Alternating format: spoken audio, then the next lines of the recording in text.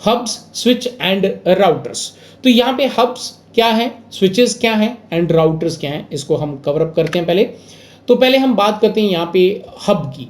तो hub you can see ये एक ऐसा आपका सेंट्रलाइज्ड डिवाइस है जो मल्टीपल एंड डिवाइसेस के बीच में जो है इसको कनेक्ट किया जाता है। ये आपका एक इंटेलिजेंट डिवाइस नहीं है, इसको नॉन इंटेलिजेंट डिवाइस बोला जाता है। नॉन इंटेलिजेंट डिवाइस इसको इसलिए बोला जाता है बिकॉज अगर कोई भी से फॉर एग्जांपल आपका जो लैपटॉप है वो अगर प्रिंटर को आपका डेटा ट्रांसमिट कर रहा है, तो ये हब जो है जो भी पैकेट आपके जो डेटा जो आपका आ रहा है लैपटॉप से हब के पास, ये हब क्या करता है उसके मल्टीपल जितने भी इसके अदर पोर्ट्स कनेक्टेड है उनके उतने नंबर ऑफ टाइम जो है उसको एक मिरर कॉपी बना लेता है, यानी कि उसकी जेरोक्स कॉपी बनाता है और सभी जितने भी पोर्ट्स कनेक्टेड हैं उनके ऊपर में ट्रांसमिट कर देता है। ट्रांसमिट करने से जितने भी डिवाइस हैं सभी के पास में वो आपका डेटा जाता है। भले यहाँ पे 1-to-1 कम्युनिकेशन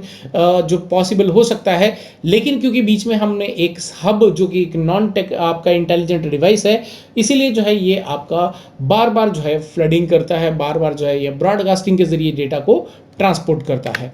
अब यहाँ पे हम अगर स्विचेस की बात करें तो स्विचेस जो हैं ये आपके एक इंटेलिजेंट डिवाइस के आते हैं। बिकॉज इनको इंटेलिजेंट इसलिए बोला जाता है बिकॉज इनके पास में एक फीचर है which is called MAC address table. ये मैक एड्रेस टेबल को मेंटेन करते हैं। लेट्स से कि हमारे पास यहाँ पे लैपटॉप 1 जो है वो प्रिंटर को डेटा को ट्रांसमिट कर रहा है, तो जैसे ही वो डेटा आपका लैपटॉप से स्विच के पास में पहुंचेगा तो ये स्विच जो है उसका जो पोर्ट है उससे डेटा को रिसीव करने के बाद अपने मैक एड्रेस टेबल को अपडेट कर लेगा कि वहां से क्या जो मैक एड्रेस उस पोर्ट के ऊपर में अवेलेबल है। तो जहां पर वो डेटा जाना है, तो फर्स्ट टाइम में अगर आप उसके पास में मैक टेबल के अंदर कोई एंट्री नहीं है तो ये सभी डिवाइसेस के पास में डेटा को ट्रांसमिट करेगा, लेकिन साथ ही साथ जब वो प्रिंटर उसको रिप्लाई कर देगा तो यहाँ पे जो है ये वापस उसको उसका जो मैक एड्रेस है उसको लर्न करने के बाद अपने जो मैक एड्रेस टेबल है उसके अंदर अपडेट कर लेगा।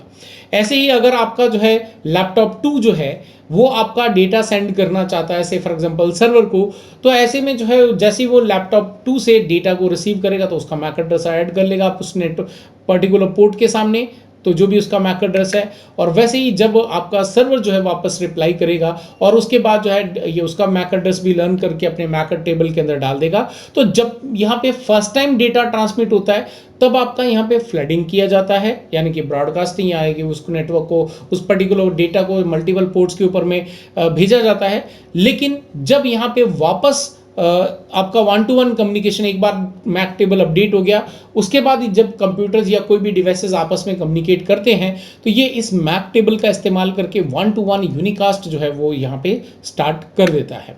तो अगर वहाँ यहाँ पे बात करें राउटर्स की, तो राउटर जो है ये आपका एक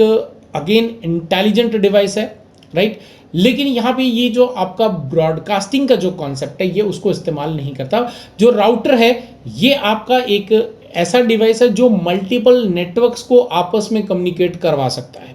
अगर हम मल्टीपल नेटवर्क्स को स्विच के जरिए कम्युनिकेट करने की बात करें तो पॉसिबल नहीं है, बिकॉज आपका जो स्विच है वो सिर्फ मैक एड्रेस बेसिस पे डेटा को ट्रांसमिट करता है।